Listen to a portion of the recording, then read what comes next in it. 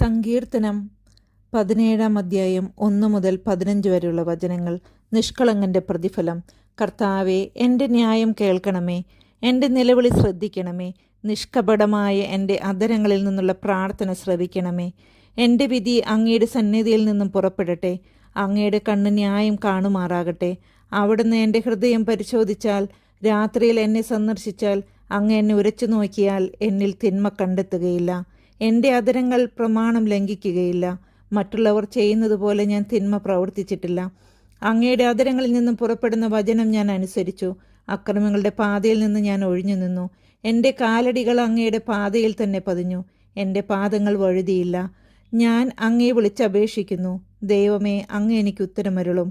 അങ്ങ് ചെവി ചായച്ച് എൻ്റെ വാക്കുകൾ ശ്രവിക്കണമേ. തൻ്റെ വലത്ത് കൈയിൽ അഭയം തേടുന്നവരെ ശത്രുക്കളിൽ നിന്നും കാത്തുകൊള്ളുന്ന രക്ഷക, അങ്ങയുടെ കാരുണ്യം വിസ്മയകരമായി പ്രദർശിപ്പിക്കണമേ. കണ്ണിൻ്റെ കൃഷ്ണമണി പോലെ എന്നെ കാത്തുകൊള്ളണമേ. അങ്ങയുടെ ചിറകിൻ്റെ നിഴലിൽ എന്നെ മറച്ചുകൊള്ളണമേ. എന്നെ ഞെരുക്കുന്ന ദുഷ്ടരിൽ നിന്നും എന്നെ വളഞ്ഞിരിക്കുന്ന കൊടും ശത്രുക്കളിൽ നിന്നും എന്നെ രക്ഷിക്കണമേ. അവരുടെ ഹൃദയത്തിൽ അനുകമ്പയില്ല. അവരുടെ അധരങ്ങൾ വൻപ് പറയുന്നു. അവർ എന്നെ അനുധാവനം ചെയ്യുന്നു. ഇതാ, എന്നെ വളഞ്ഞു കഴിഞ്ഞു. എന്നെ നിലം പതിപ്പിക്കാൻ അവർ എൻ്റെ മേൽ കണ്ണുവെച്ചിരിക്കുന്നു. കടിച്ചു ചീന്താൻ വെമ്പുന്ന സിംഹത്തെ പോലെയാണവർ. പതിയിരിക്കുന്ന യുവസിംഹത്തെ പോലെ തന്നെ. കർത്താവെ, എഴുന്നേറ്റ് അവരെ എതിർത്ത് തോൽപ്പിക്കണമേ. അങ്ങയുടെ വാൾ നീചനിൽ നിന്ന് എന്നെ രക്ഷിക്കട്ടെ.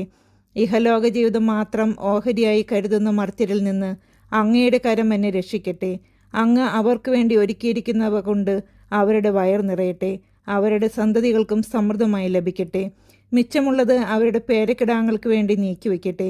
നീതി നിമിത്തം ഞാൻ അങ്ങയുടെ മുഖം ദർശിക്കും. ഉണരുമ്പോൾ ഞാൻ അങ്ങയുടെ രൂപം കണ്ട് തൃപ്തിയടയും.